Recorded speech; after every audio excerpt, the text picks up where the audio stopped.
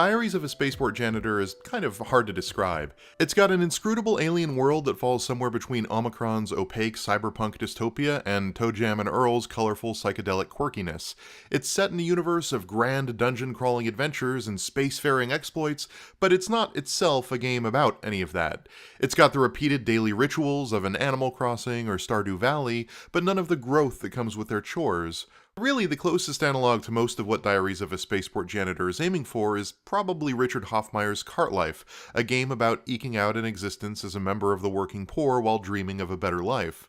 In Diaries of a Spaceport Janitor, you play as a girl beast who is, well, a janitor at a spaceport on Zabran's Rock, who longs of escaping not just the drudgery of her job, but of the entire planet. She wishes for the epic adventures everyone around her seems to get, and as the game opens, she decides she wants to break out of her daily drudgery and tries adventuring in the planet's elaborate sewer dungeons. Unfortunately, she ends up cursed in minutes. Now, before she can explore the galaxy, she needs to get rid of an unlucky skull that follows her everywhere, and before she can do that, she needs to make sure that she can eat and not feel sick tomorrow. And that's not easy to do. As a janitor, she gets paid for every item cluttering up the spaceport that she incinerates, but not only does that pay a pittance, it's a pittance that gets paid out tomorrow. So to supplement her income, the janitor can try to sell what she finds rather than just burning it, but vendors only take specific items, and as a player you have a finite inventory space, so you need to be sure you can fence whatever it is you bother to pick up. The game uses a day-night cycle to convey a sense that this isn't just a job simulator so much as a slice-of-life game. We follow the janitor on her daily routine, from her first moments in the morning to when she goes to bed.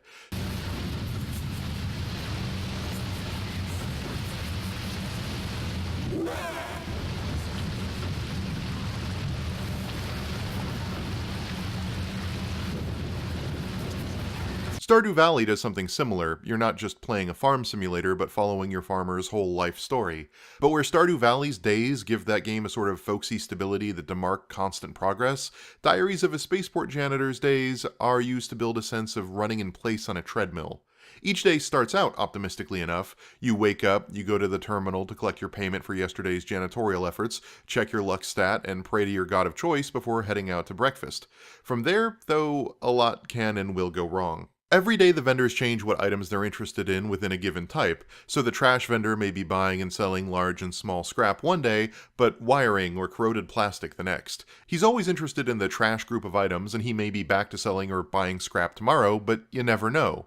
Prices also fluctuate between vendors and between days, making it exceptionally hard to know if you're getting a good deal without spending a tremendous amount of time that the day-night cycle makes sure you don't really have. Oh, and every, I want to say, Day is a holiday. The music and revelry is great, and there's plenty of cleanup to do the following day, but a lot of the vendors temporarily change stock towards religious items and celebration, and kind of throws your whole cycle off. You also want to make sure that each day you pray to the gods to increase your luck. But if you pray to the same god over and over and over again, it loses its efficacy, so you need to vary which shrine you visit regularly.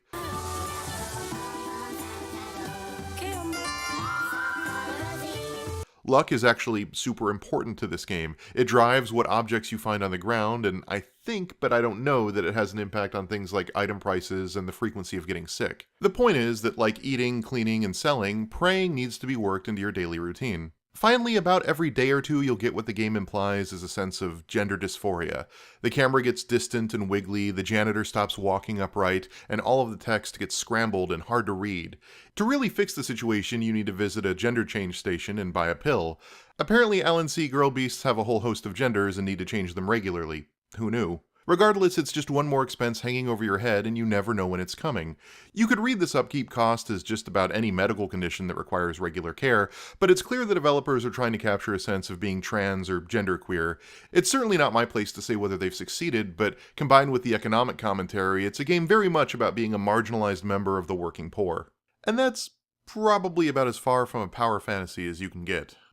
I'm gonna be upfront. Diaries of a Spaceport Janitor is not for everyone. Until you know some reliable places to vend some of the most common items, the game is a slow burn of frustration and difficulty. You will get lost, and you almost certainly will lose money your first few days.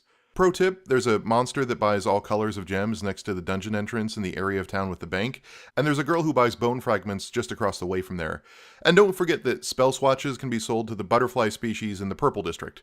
All of this is hard-won knowledge that I'm weirdly proud to have memorized because it kept me going day to day through some hard times in the game. But even once you know the map well enough to sell things, you still get a sense that you're playing it wrong.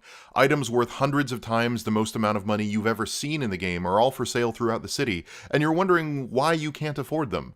Unexpected expenses happen all the time. Maybe you get robbed by one of the Imperial guards who decided the janitor just can't stand up for herself. Maybe you had a crappy day burning trash yesterday, so you have less money than usual, and after barely squeaking by with enough food, the janitor's body started feeling sick and needed to visit a gender machine that put you back down to basically zero cash.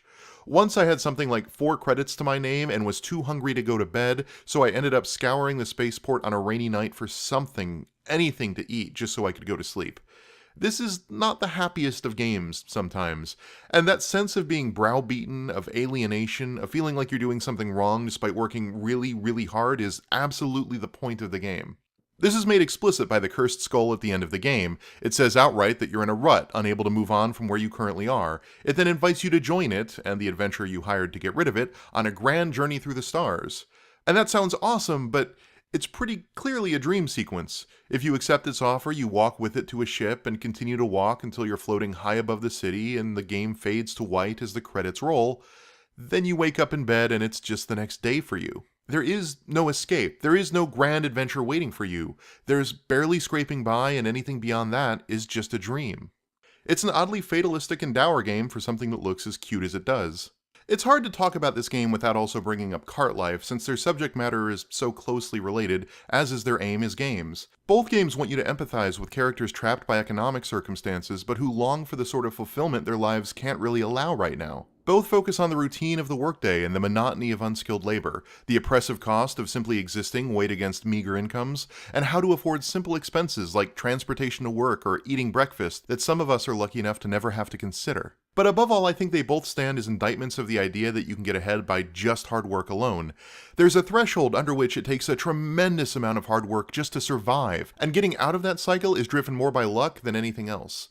This is why luck is such a central mechanic in Spaceport Janitor. Even if luck were a nonsense stat that does nothing, and I don't think it is, the janitor's focus on it reflects a worldview that knows the capriciousness of life lived on the edge of poverty, to be one car breakdown or one unexpected medical expense away from absolute financial ruin. If there is a big difference between Cart Life and Diaries of a Spaceport Janitor, it's their interest in media and escapism. Cart Life was based, at least loosely, on people Robert Hoffmeyer knew in real life with their permission. It is utterly grounded, and the dreams of these characters are to do things like maintain custody of their daughter or start a new life in America with their pet cat. In contrast, Diaries of a Spaceport Janitor is more interested in escapism, not just because it's got cursed skulls and gender-flipping girl-beast aliens, but because the janitor's dream is to be what every other video game protagonist is. The world around her is filled with fighters guilds and mages guilds, her planet has an elaborate system of dungeons full of treasure, and there's a spaceport where adventurers come and go daily. She'll find loot like quest markers, low-level weapons, spell swatches that presumably enable magic, and fancy enchanted scrolls dropped in mud by passing heroes. You'll find vendors that sell guns and armor that offer stat buffs to damage and health that you'll never be able to afford in a million years. Meanwhile, the closest you come to combat is using a medicine pack you found on the ground to cure your food poisoning after eating some cheap vending machine food because it was all you could afford.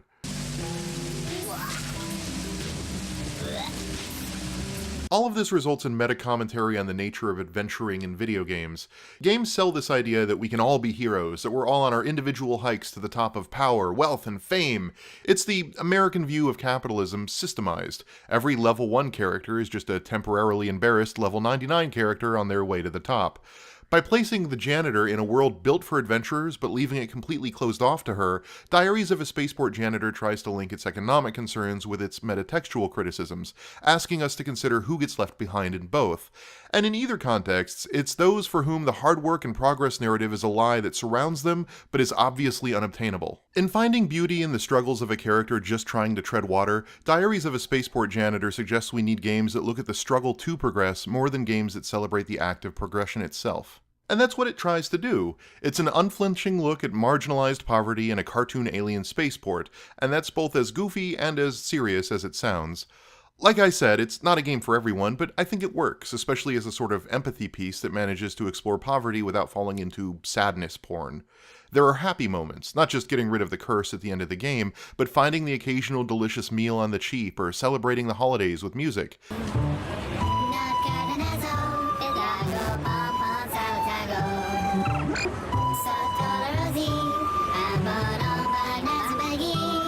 These small victories, combined with the day-night cycle and everyday worries, make it a slice-of-life piece rather than just systemizing poverty. And even if it's a life stuck in a rut by economic forces beyond her control, I'm glad I got to see the spaceport through the janitor's eyes and not some adventurer just passing through on the way to some epic loot.